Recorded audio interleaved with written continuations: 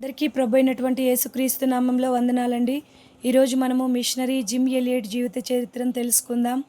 Gym Elliot 1927 October 8వ తేదీన అమెరికాలో జన్మించాడు. జిమ్ ఎలియట్ ఒక ప్రసిద్ధ క్రైస్తవ మిషనరీ. అతను మరియు అతని సహచరులు 20వ శతాబ్దం మధ్యలో ఈక్వెడార్లోని ఆకా తెగలో సువార్తను ప్రకటించడానికి ఎంతగానో కృషి చేశారు.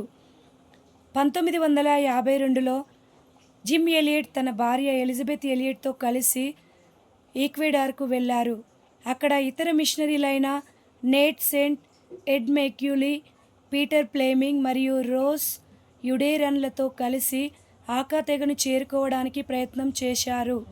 1956 జనవరి 8న జిమ్ ఎలియట్ మరియు అతని నలుగురు సహచరులు ఆకా తెగకు వ్యక్తిగతంగా చేరుకొని సువార్తను అందించడానికి ప్రయత్నించారు.